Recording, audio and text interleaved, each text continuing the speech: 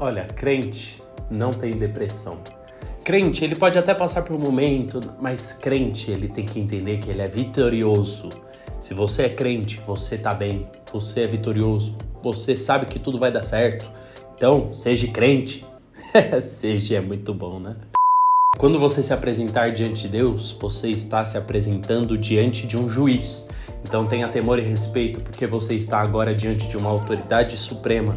E aí, com isso, você deve manter a ordem, a decência, enfim, do céu. O que eu tô falando aqui, gente? Que coisa é essa, doida? Muitas verdades que eu, Rafael, já ouvi na minha vida. Sobre a maneira como eu deveria me portar diante de Deus. Sobre a maneira que eu deveria me falar com Deus. Puxa, você deve falar com Deus assim.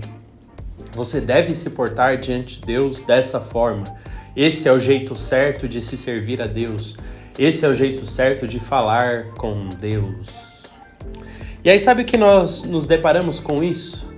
Que, minha mente explodiu lendo esse livro aqui de Salmo. Estou maravilhado, glória a Deus por isso. Que, infelizmente, muitas pessoas dentro da igreja têm uma vida devocional líquida e não sólida. E eu provo isso na palavra de Deus. Porque quando a pessoa ela tem uma vida... Oh, meu Deus, fugiu a palavra. Acabei de falar. Devocional, óbvio. Quando a pessoa tem uma vida devocional sólida, essa pessoa, ela entende muitas coisas profundas com Deus. Porque ela não vive uma religião.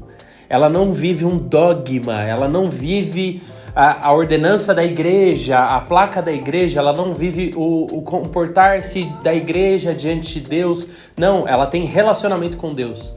Ela fala com Deus. Deus fala com ela. Ambos têm troca, têm relacionamento. E dentro disso tudo, que é o mais importante que eu quero falar, o livro de Salmos é um livro praticamente devocional. Por quê? É um livro composto de poesias e músicas, canções que eram entoadas a Deus. Com isso, revelavam o coração daqueles homens. E nós vamos hoje para o Salmo 10 falar algo muito legal, ler um texto muito importante. Você vai falar, caramba, como que isso aqui está na Bíblia? Vamos lá, Salmo 10 diz assim: Por que, Senhor, te conservas longe? Por que te escondes nas horas de angústia? Com arrogância os ímpios perseguem os pobres, que eles sejam apanhados nas ciladas que armam, pois o perverso se gloria na sua própria cobiça. O avarento maldiz o Senhor e blasfema contra ele. E aí, Deus, está se escondendo por quê? Sabe, queridos, olha só esse salmo que o autor revela aqui diante de Deus.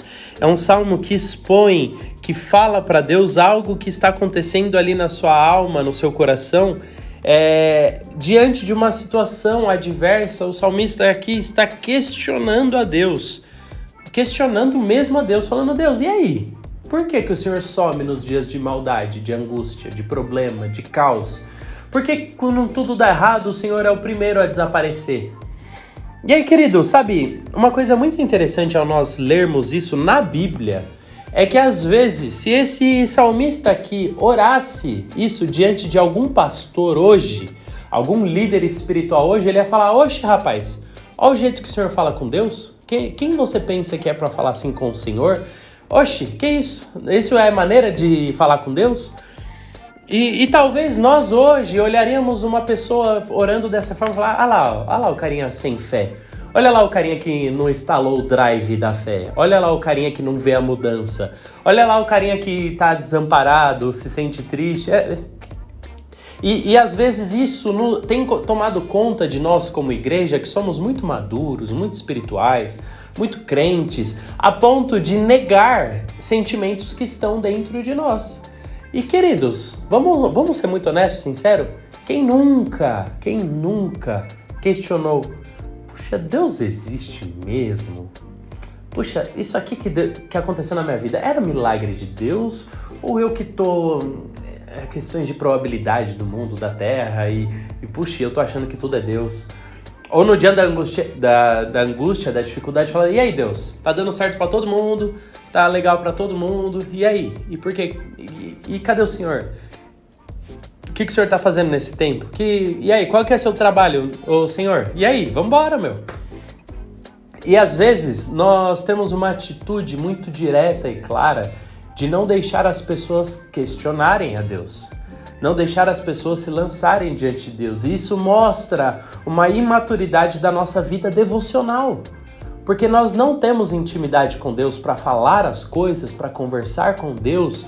Nós impomos, nós colocamos um fardo sobre as pessoas. E eu achei, rapaz, não ora desse jeito não. Isso não é jeito de falar com Deus. Por quê? Porque nós não somos sinceros com Deus. Porque nós não temos essa intimidade. E sabe, queridos, quantas vezes nós vamos a velórios, a hospitais, a momentos onde pessoas perderam entes queridos, a momentos onde a doença veio, o problema veio, a enfermidade, crise e tudo mais. E aí nós vamos em situações como essa e somos muito irredutíveis. De não pode ficar prostrado, não pode questionar Deus dessa forma, não pode falar com Deus dessa forma. Quando a Bíblia nos mostra um salmo de alguém falando para Deus... Deus, por que o Senhor sempre está por longe? Por longe, olha eu, caipira. Por que o Senhor sempre está longe? Deus, por que nas horas que importam o Senhor desaparece? Caramba, olha isso. E aí esse salmo aqui me mostra esse coração do salmista expondo diante de Deus, se lançando diante de Deus, porque no lugar de oração é um lugar de transparência. O lugar de intimidade com Deus, o lugar devocional, o lugar a sós com Deus é o lugar de transparência, é o lugar que eu chego diante de Deus e falo, e aí Deus, o que tá pegando? Qual que é o problema, Deus? O Senhor tem algum problema comigo? É pessoal? E querido, é claro que muitas vezes o nosso coração está errado. É claro que Deus está certo e nós estamos errados. Esse não é o ponto aqui em questão. Mas o meu ponto em questão é que nós... temos criado rituais, maneiras, formas, a ponto que nós não podemos jogar para Deus aquilo que realmente se passa na nossa cabeça. E aí, por não jogar para Deus aquilo que se passa na nossa cabeça, nós guardamos aquilo, nós oprimimos aquilo, e aquilo em algum momento se revela. Se você a todo momento guarda seus questionamentos, quando o primeiro dia de dúvida vier, você vai guardar. Fala, não posso pensar isso, eu sou crente. No segundo dia de dúvida você vai guardar, no terceiro, no quarto, no quinto você vai falar, não aguento mais, Deus não tá fazendo nada, Deus não cuida de mim, Deus não me guarda, não me ama, quer saber, eu vou jogar tudo fora, vou jogar tudo pro alto. Por quê? Porque talvez na primeira vez, se você tivesse se lançado diante dele, Deus, ele trataria o seu coração e a sua vida. E olha que especial isso aqui no texto, nós lemos os primeiros versículos. Depois, a partir do versículo 3, vai falar sobre o perverso, sobre aquele que maldiz, o avarento, a soberba dos ímpios. Vai falar tudo isso nesses textos. E aí, lá no versículo 12, o salmista aqui, ele clama ao Senhor. Levanta-te, Senhor, ó Deus, ergue a tua mão. Não te esqueças dos pobres, porque o ímpio despreza Deus, dizendo em teu íntimo que Deus não lhe pedirá contas. Tu, porém, tem visto isso, porque atentas ao sofrimento e à dor, para que possas tomar em tuas mãos. A ti se entrega o desamparado, e tu tens sido defensor do órfão. Ih, até me perdi. Quebra o braço do perverso e do malvado. Pede contas da tua maldade, até que descubras de todo. O Senhor é Rei eterno. Da sua terra somem as nações. Tens ouvido, Senhor, o desejo dos humildes, tu lhes firmará o coração e lhes ouvirá o seu clamor, para fazeres justiça ao órfão e ao oprimido, a fim de que o ser humano que é da terra não volte a espalhar o terror. Sabe, olha como é precioso isso. O salmista, ele começa o texto angustiado, temendo a Deus, mas ao mesmo tempo questionando a Deus, angustiado porque Deus não ouve, Deus não está presente. É uma oração de dia a dia, é uma oração de sofrimento, é expondo realmente a Deus os seus questionamentos. Mas no final ele termina orando e clamando a Deus. Então o especial ao estudarmos a palavra de Deus é que dos nossos lugares de maior às vezes tristeza e questionamento saem em lugares de resposta de Deus, de clamor, de oração. E sabe, queridos, isso é muito importante. Olha só que curioso, Tomé foi dado na Bíblia, e até hoje ele é dado como um homem que não tem fé, porque ele questionou, porque ele queria ver, porque ele estava em dúvida. Mas em nenhum momento Jesus o repreendeu por ter dúvida. Na verdade, Jesus ele se apresenta a ele e Jesus fala palavras de amor a Tomé, porque ele estava sendo honesto. Talvez outros discípulos também estavam pensando a mesma coisa, mas Tomé teve coragem de falar. E quantas vezes na Bíblia nós vamos ver fatos onde expor é mais importante, falar a verdade é o mais importante, mostrar para Deus os seus sentimentos é o mais importante, e nós temos falado sobre isso. E aqui o texto me revela que o lugar onde eu encontro escape, saída para esse tipo de situação e sentimento é no Senhor, através da oração, através do lugar de oração.